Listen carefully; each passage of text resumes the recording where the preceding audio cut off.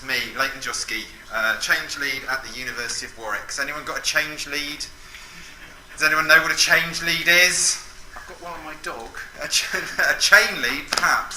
So I've been at the, yes, as introduced, I've been at the university for 15 years on the 2nd of January, most of that time in IT. I jumped over to the HR to do a maternity cover for HR systems manager. During that time, the HR function got approval in principle, sort of a vague notion that there might be some money at the end of the rainbow for a new HR system. I've been involved with that ever since, and we've got to the point where we are now going through an implementation of SuccessFactors. Now, for people who don't know, that's SAP's cloud-based HR system. It is, well, challenging, as we'll get on to. What I'm going to do is whiz through these slides, and hopefully you'll pick out some interesting things that have resonated or you're interested about, and we can talk about them afterwards. At the very end, I've got a Let's Talk slide, which has got some of the key themes that I think might have popped up. So if you can't remember anything as we go along, maybe that will jump your memory. Really quickly, so what we're actually implementing is Employee Central, which is the sort of core HR bit of SAP's SuccessFactors option. That broadly is similar to the HR function that we've got already, NGO's PS Enterprise. And then around the edges we've got lots of other bits that we're putting in just to give some sort of sense of the scale of the project. So we're doing performance and goals, broadly our annual review process, compensation, our reward process, learning, so it's a learning management system for our staff training function that sits within HR, not the training for students. Then succession and career development, which other than being done on the back of a postage stamp or perhaps a BMAT, isn't really done in a highly formalised way at the institution.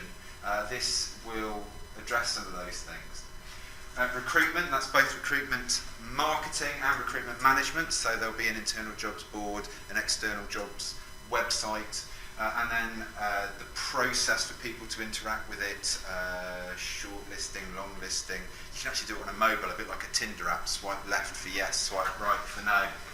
Everyone gets slightly alarmed when I say things like that. Onboarding, that's sort of a natural bridge between recruiting somebody and then bringing them back into Employee Central.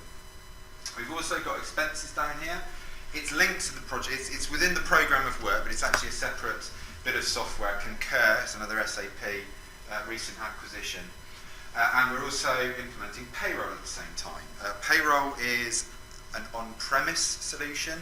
It's SAP Finance, so we have an SAP Finance system pre-existing this project.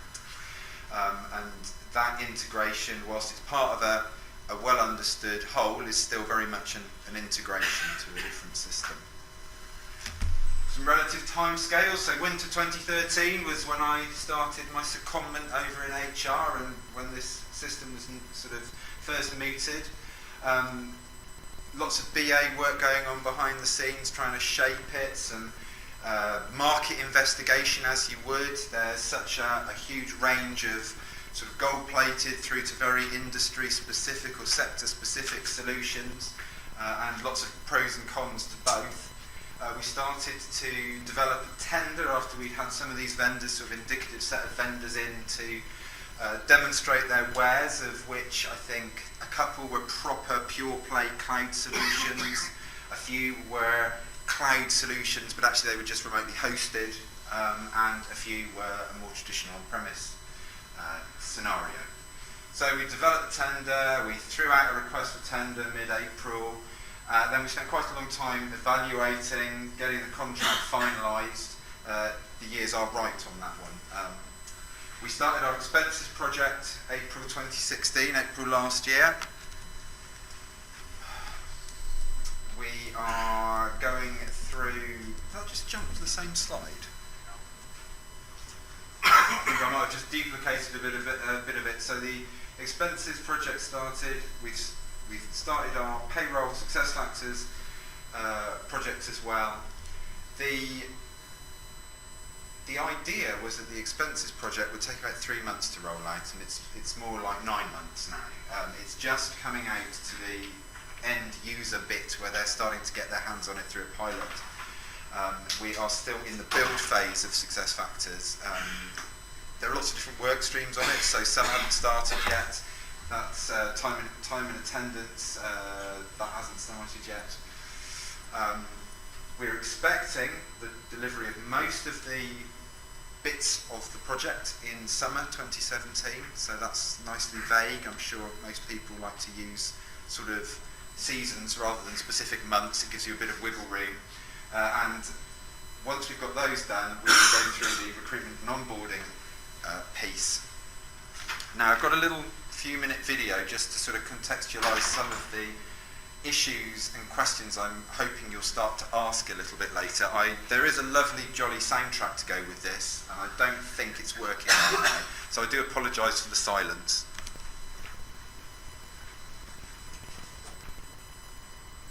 And it's working deadly slow. Let me just play that. We're not doing so well with this, are we? Let me just jump out of that.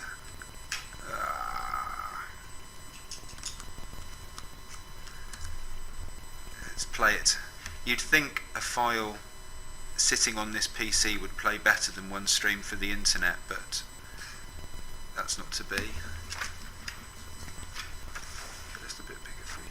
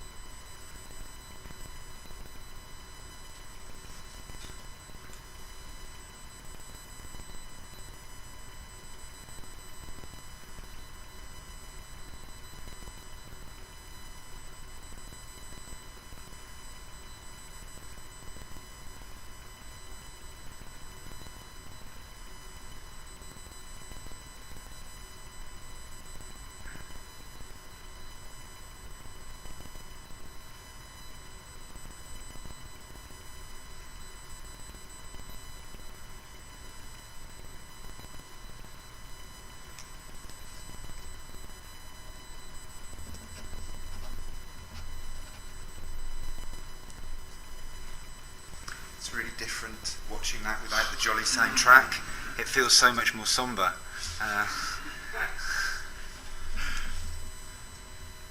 So let's just skip along. So I could talk for about a week on all the different things of this project, but I thought if I try and pull out some themes, a few specific examples, and then we'll kind of move to sort of talking about the things that are of particular interest to everyone here. So I heard some sniggers when the slide about procurement went up.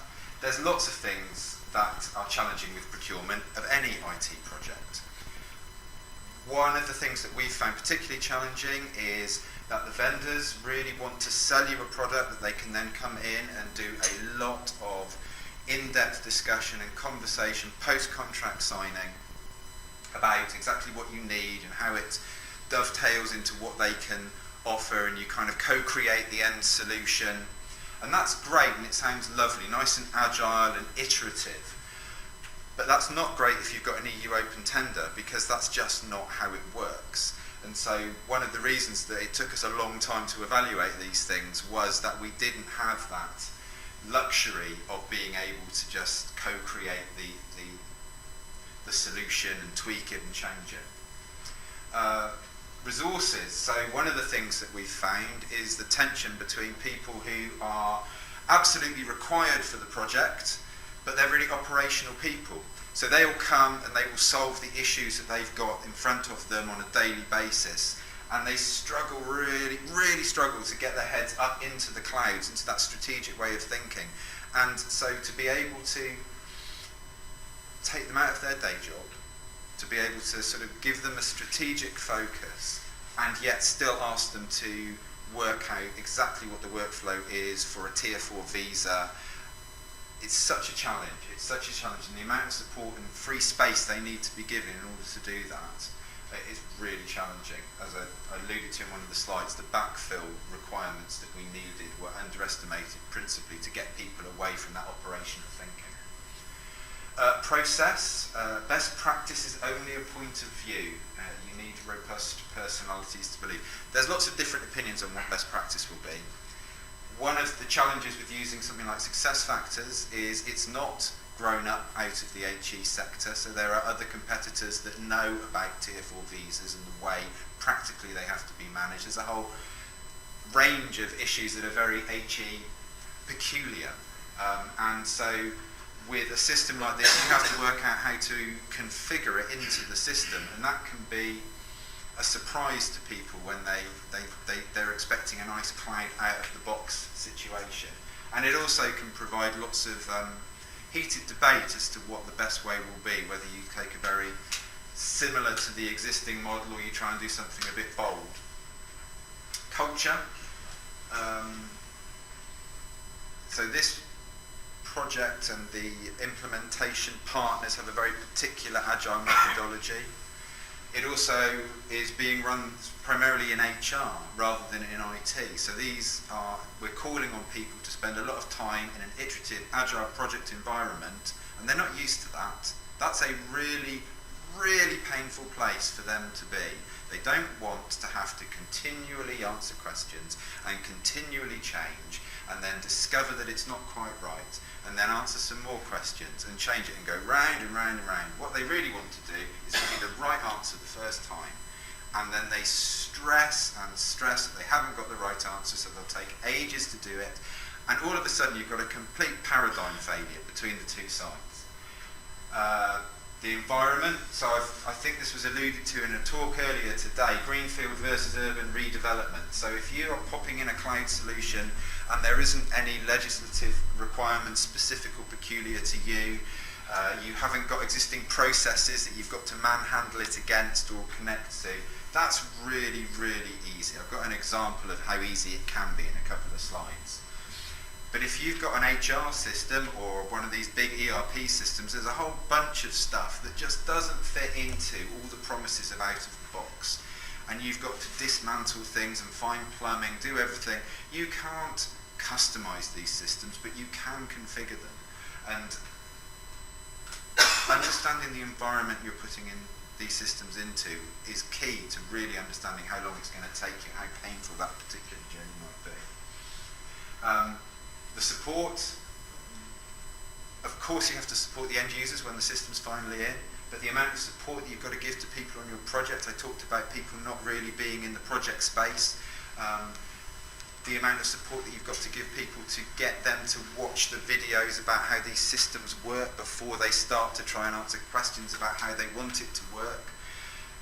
You just need to spend an awful lot of time, and often you don't construct your project team with people who will have the time to give the internal team support in that way. Also governance. Things can get out of control really fast. So we typically are having 3 or 4 work streams going on in terms of those big component areas on that diagram. There's also an interfacing work stream. There's also a data migration work stream. There's also this, that and the other work streams.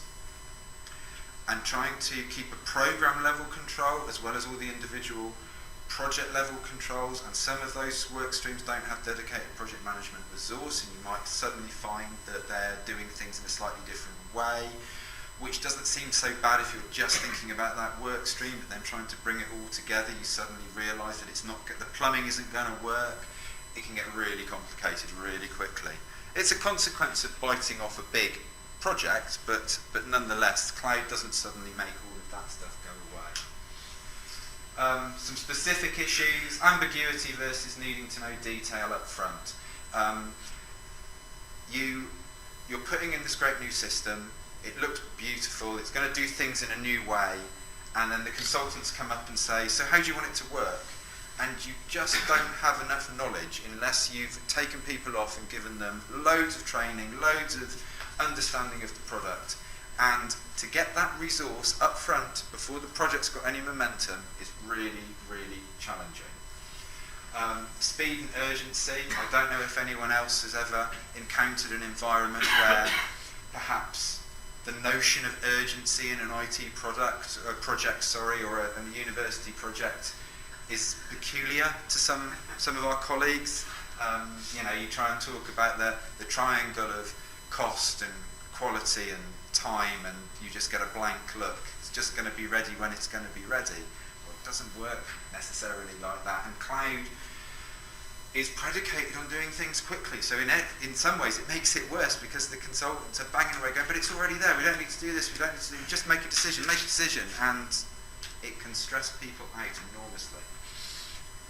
The interconnected problem, I can't speak today, the interconnectedness problem, because everything is connected in these environments, if you want to get your best value out of it, you want to kind of jump in with both feet. As soon as you start knocking things off, knocking bits of functionality off, you can impact other areas where different work streams don't realise that they're not going to get some of the functionality they would otherwise have had. Competency framework is the example I've got here. I've got time to go into it in too much detail, but you can get benefit in your core HR system, your learning, your recruitment. You can get benefit in your performance management, a whole bunch of areas out of the box for free if you take the competency framework that it comes with. But if that's not quite right, and that not quite right is enough for nobody to want to use it and to have to build their own, you've suddenly gone from no effort to tons of effort.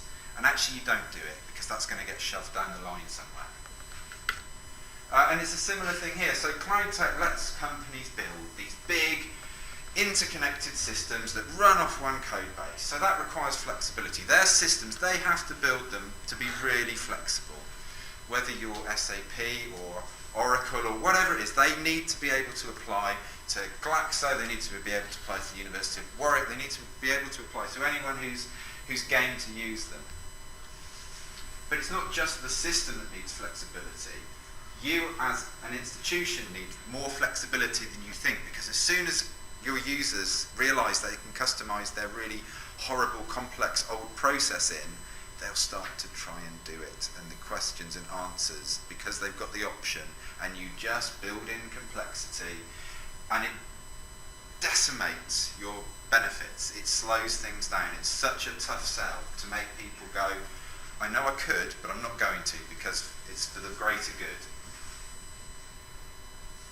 And trust. I don't know if you noticed the slide about all the things that can erode trust in your users, but the pace with which things are moving, the level of expectations that you have of their involvement in the project, it can destroy their trust in you or your capacity to do it. I mean, if you go to a kick-off meeting and tell everyone that it will be done in 6 months, and they'll just look at you like you've gone mad.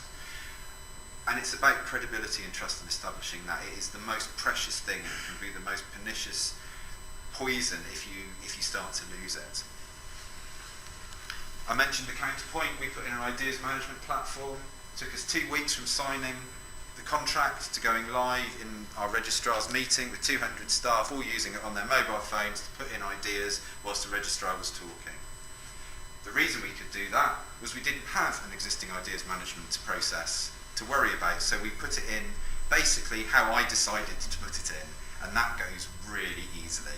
So either it's because it was a greenfield implementation, or somehow I'm the best decision maker in the world. I'll leave that one up to yourselves, but I don't think it's to do with me per se. It was a tiny team. The other side, though, is no one's going to stop interacting with the HR system because they want to get paid. They have to do all of these processes that have evolved. Because this is greenfield, it's much harder to get traction to actually use the blessed system, no matter how easy it was to put in. So that kind of takes me to the end of what I wanted to talk to you about. These are some of those themes. Has anyone got any particular area they're interested in knowing a bit more about our experience, or even just a general comment? Be more than happy to talk about it. It's just a quick one. We're just going through a dot start. We're going through a similar exercise with HR and payroll and choosing a cloud-based system. Did you face any opposition or questions from the business about putting what is pretty personal data into a cloud? Not a huge amount. I mean, I think there was a challenge for us to be able to prove its robustness, its security credentials, if you like. When you're interacting with a big vendor like SAP, for example, you can quote some of the other institutions that are also using it, NASA, for example, which can give a degree of confidence that it doesn't mean it's secure just because someone else is using it, but it starts to build confidence with some of your colleagues to say, okay, so there is a significant resource being put into the security. You have shown me the security workbook or whatever framework you use. There are auditable pen tests, all of those bits and pieces. And in the round, there wasn't really a cultural aversion to cloud per se, but it more a robust challenge, but nothing really more sort of harder to deal with than that. Given the procurement issues you mentioned and the difficulty of really tying down data, did you find it difficult to really keep a firm handle on costs as this was unfolding in terms of the amount of SAP consultancy that was on offer and was being so one of the things that you invariably have to do with that kind of procurement is define quite precisely from a partner's perspective what you're going to get. And the danger that you put yourself in is the assumptions and guesses that you're forced to make in terms of your expectation of what it's going to be will almost invariably mean you'll have some areas where you will incur more cost because you didn't it would have been impossible to know the varied routes and decision making that down over here somewhere you actually need to do it this way and not this way. And it's not about functionality or something that was promised that wasn't delivered. It's about just different ways of delivering it and that have consequences.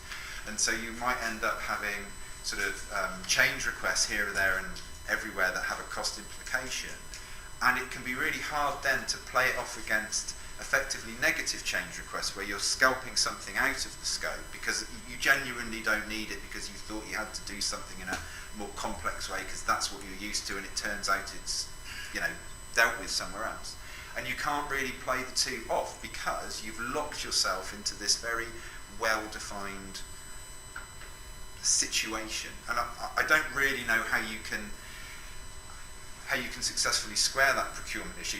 There are other procurement ways we could have tried, such as competitive dialogue, which I think would have, to some degree, made it easier. But nonetheless, the methodology of these things is iterative and agile. It is fundamentally about doing that, winding around that process as you go, and that is how you discover the detail. It's tough. From your time, you talked about how the cloud made you behave differently, but I didn't really pick that up in the presentation. Is it around some of the data issues, some of the sort of transactional cloud issues? I wasn't quite sure what you did. It's not a chalk or cheese thing. I think it's a slight different paradigm shift around control. So if we were putting this in on premise, so our payroll piece, if you like, there's a totally different pace to the project, a different way that the end users are interacting. So it was much more traditional in that the consultants came in, talked to the payroll team, they understood the requirements, they went away, they built it, there was some testing, much more structured. With the cloud bit, the actual people involved in the configuration, because it is presented to you as a working skeleton of the system, became our end users, and they were required to work in a very agile way with less IT knowledge than would have been in our typical kind of mindset. If it was IT leading the project, they would have been able to come into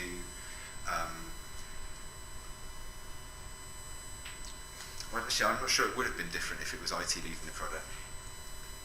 The knowledge that's required is business decisions, and it doesn't have that layer or that translation layer of a BA turning it into a kind of technical specification. So was it the cultural clash between cloud and whichever partner you work with and the speed thereof?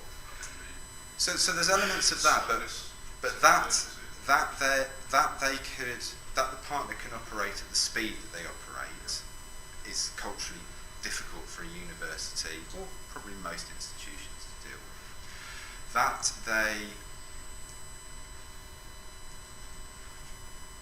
on the one hand, are trying to encourage you to do best practice, take things out of the box, but on the other hand provide a system that is incredibly configurable, creates a tension for the end users to not quite understand what they're doing or delivering. It's a tough sell.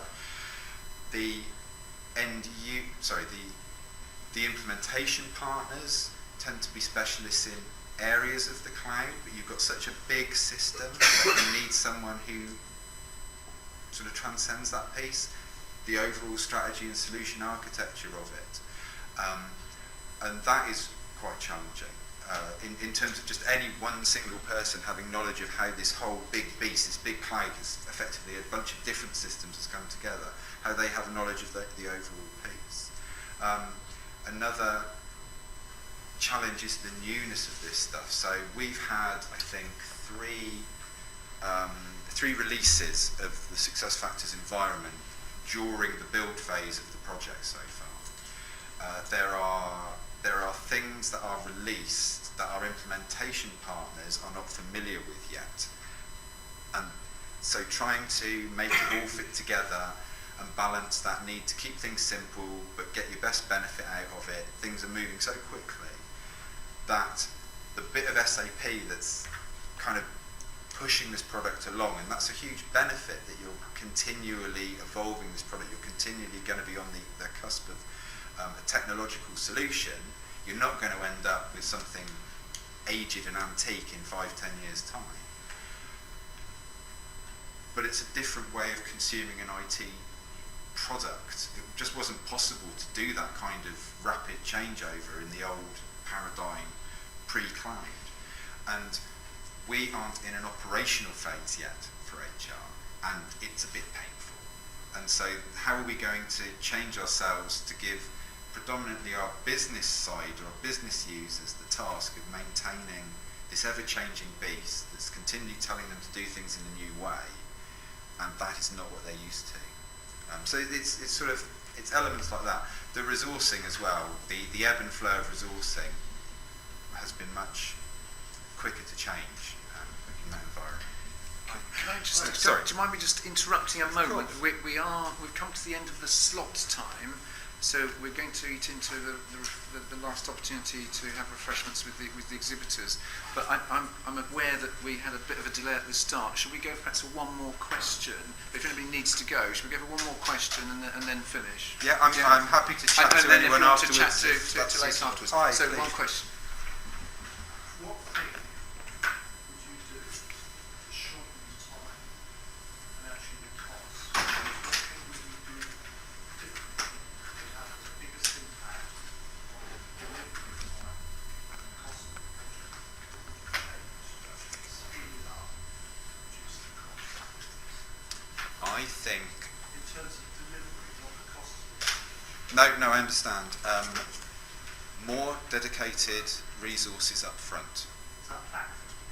So Or is that project delivery? Is that business? it's business users having the time at the start to learn and understand the system so that when they get engaged initially, they are much more understanding of the context of the questions that they're being asked, because that would avoid having to rework a whole bunch of stuff down the line, which is where we suddenly realised we had this deficit of availability and time for these people. They were being pulled in from with business as usual, other line management responsibilities, and they couldn't manage it, or they couldn't juggle it all. It was too much of an ask in terms of on individuals, and it tended to be to quite a small number of specific individuals, partly because how HR organised itself, but also it's really you're continually looking for business process owners for these things, and they don't necessarily all align to the business as the business processes are defined in whatever system you're buying. And so a few people ended up being at the epicenter of a number of these business processes, and it just overloaded people.